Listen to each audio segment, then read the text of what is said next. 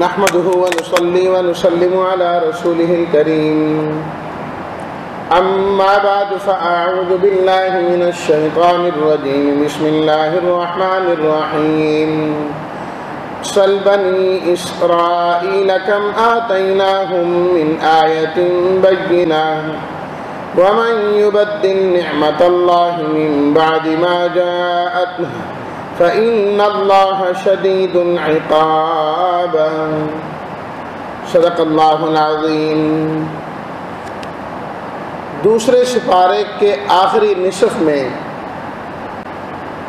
اللہ تعالیٰ نے ایک تو جہاد کا تذکرہ کافی تفصیل کے ساتھ فرمایا۔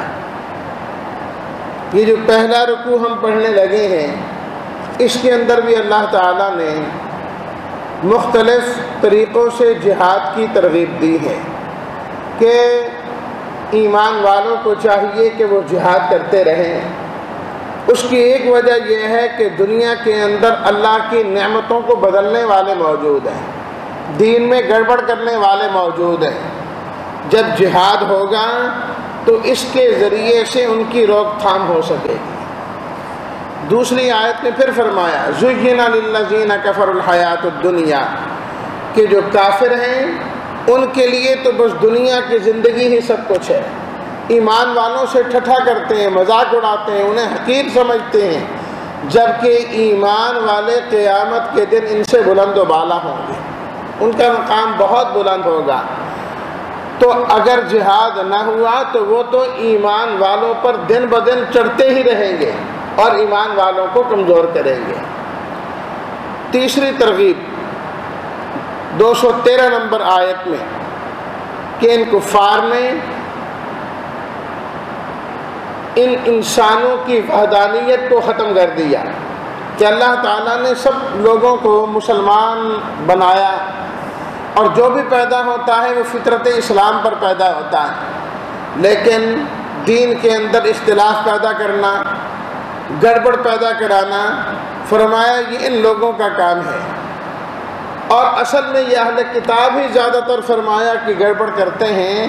وجہ اس کی یہ ہے کہ نبی کریم صلی اللہ علیہ وسلم سے ان کی ضد ہے کہ کیوں اللہ کے آخری نبی بنو اسماعیل میں آ گئے، یہ چیز ان سے برداشت نہیں ہو رہی۔ تو فرمایا کہ ان کی خباثتوں کا حل بھی اللہ تعالیٰ نے جہاد ہی کے اندر رکھا ہے۔ ام حسبتم ان تدخلوا الجنۃ 214 نمبر آیت میں فرمایا ایمان والو تم تو جنت کے طلبگار ہو، جنت کے طلبگار۔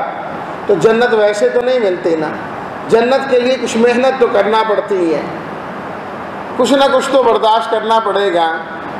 دیکھتے نہیں کہ تم سے پہلے والے کن حالات و مصائب سے گزرے، تنگیاں، تکلیفیں اور پریشانیاں اور جنگیں ان کے سامنے آئیں، حتیٰ کہ ان کی پریشانی کا یہ عالم ہو گیا کہ وہ کہنے لگے متی نصر اللہ، اللہ کی مدد کب آئے گی؟ تو اللہ نے اعلان کیا گھبرانا نہیں، الا ان نصر اللہ قریب، اللہ کی مدد آنے لگی ہے۔ تو جنت میں جانے کا ایک بہت بڑا ذریعہ اللہ تعالیٰ نے جہاد کو اور شہادت کو رکھا ہے۔ آپ علیہ الصلوۃ والتسلیمات نے فرمایا جنت تلواروں کے سائے کے نیچے ہے، جنت تلواروں کے سائے کے نیچے ہے۔ جہاد سے اللہ تعالیٰ جنت عطا فرماتے ہیں۔ پھر چند سوالات کے جواب دیے گئے۔ پہلا سوال کہ ہمیں اللہ کے راستے میں خرچ کرنے کا حکم دیا گیا ہے، اور جیسا کہ میں نے پہلے بھی عرض کیا کہ جہاد وہی لوگ کرتے ہیں جو اللہ کے راستے میں مال خرچ کر سکتے ہیں۔ تو ہم جو خرچ کریں تو کن کو دیں؟ اللہ تعالیٰ نے فرمایا کہ خرچ کے سب سے بڑے اور مستحق تمہارے مال کے تمہارے اپنے ماں باپ ہیں، تمہارے عزیز و اقارب ہیں، یتیم، مسکین اور مسافر ہیں، اور جتنی مقدار بھی تم خرچ کرو فإن اللہ بہ علیم، اللہ اسے جاننے والے ہیں۔ اور پھر اللہ تعالیٰ نے یہ اصول سمجھایا آیت نمبر 216 میں کتب علیکم القتال وہو کرہ لکم، کہ بعض چیزیں ایسی ہوتی ہیں تمہیں پسند نہیں ہوتی لیکن حقیقت میں تمہارے لیے بہتر ہوتی ہیں، اور بعض چیزیں الٹ ہوتی ہیں کہ تم ان کو اپنے لیے پسند کرتے ہو اور وہ تمہارے حق میں شر ہوتی ہیں۔ واللہ یعلم وانتم لا تعلمون، اللہ جانتا ہے تم نہیں جانتے۔ اللہ نے جس کے کرنے کا حکم دے دیا وہ کر لو، اسی میں خیر ہے۔ یسألونک عن الشہر الحرام قتال فیہ۔ اگلا سوال احترام والے مہینوں کے بارے میں پوچھا، کیونکہ پہلے ان احترام والے 4 مہینوں کے اندر لڑائی اور جہاد کرنا جائز نہیں تھا، تو اب کیا حکم ہے؟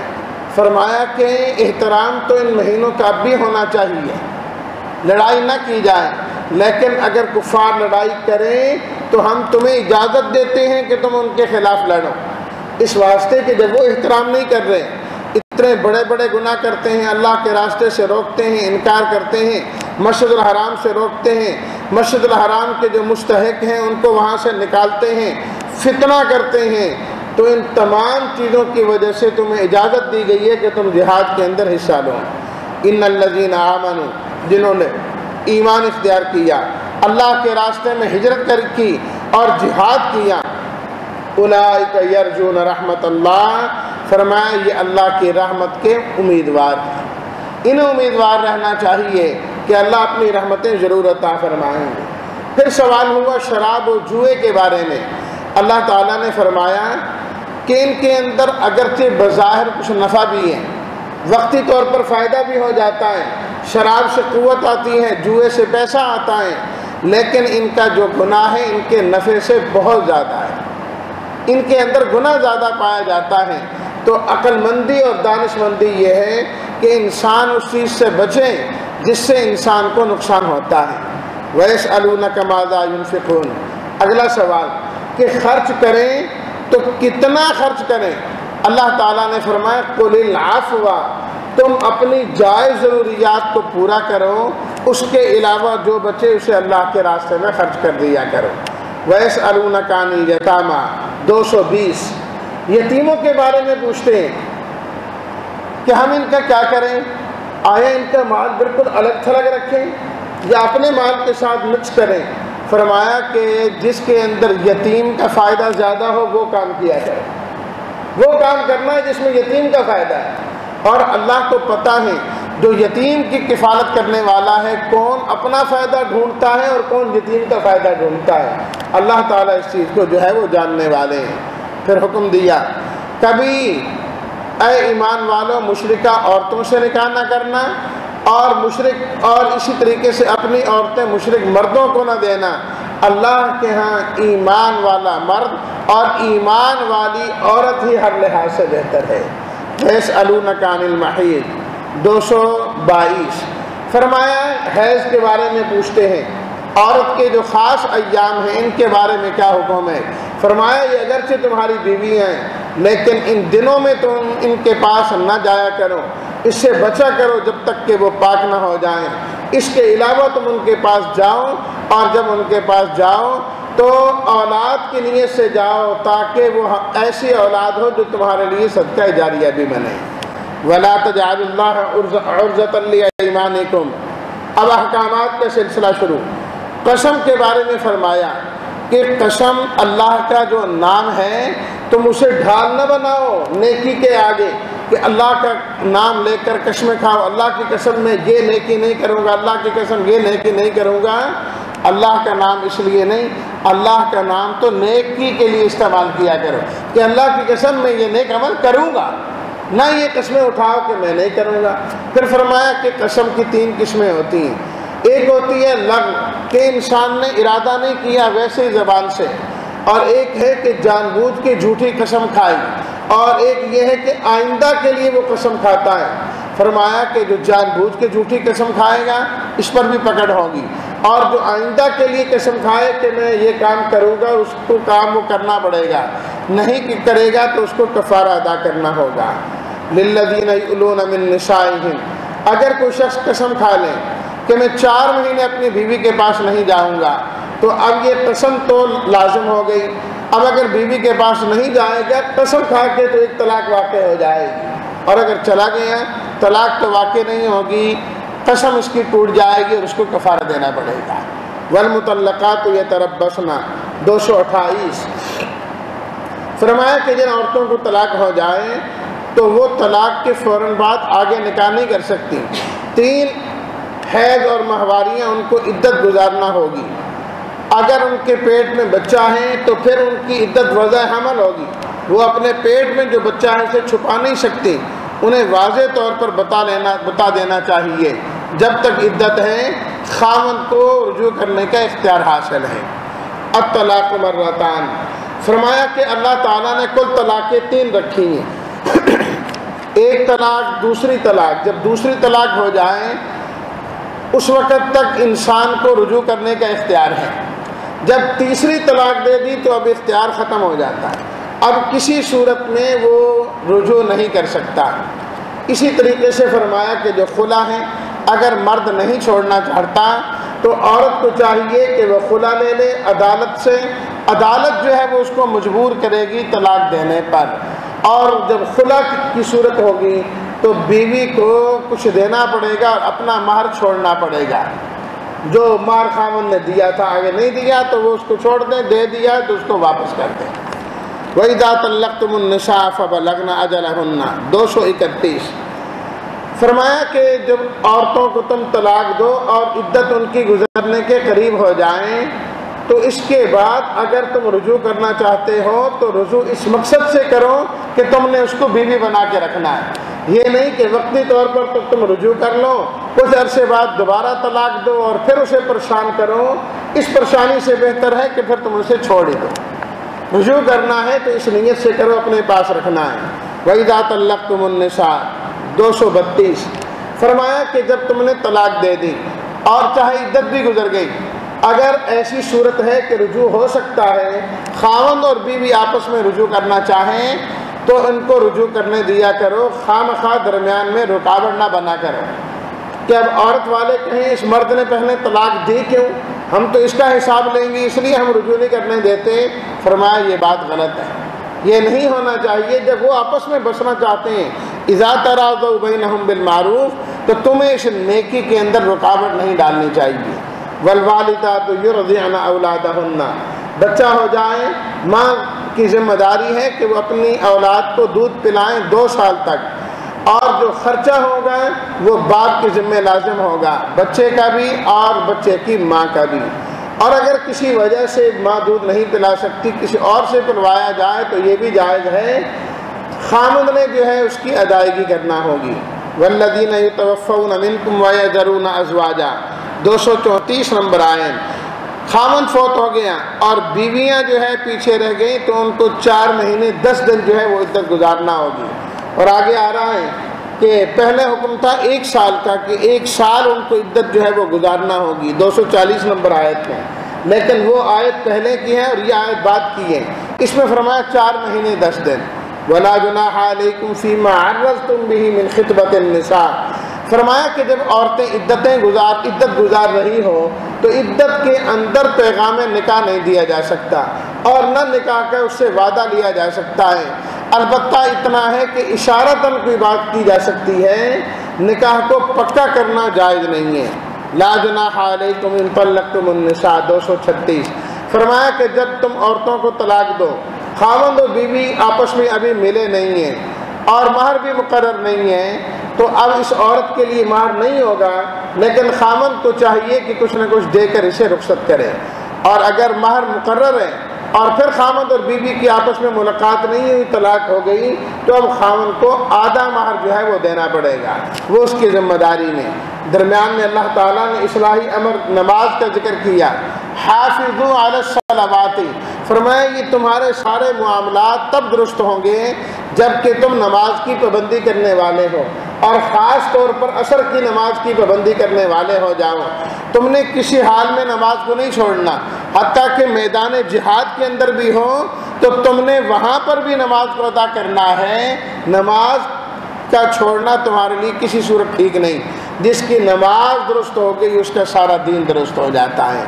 الم تر الی الذین خرجوا من دیارہم، آخری جو 2 رکوع ہیں ان کے اندر اللہ تعالیٰ نے پھر جہاد کی ترغیب دی، فرمایا کہ جہاد سے اس لیے نہ بھاگنا کہ موت آئے گی، موت کا وقت اللہ نے متعین کیا ہے، جب اللہ تعالیٰ چاہیں گے اسی وقت جو ہے وہ موت آ جائے گی۔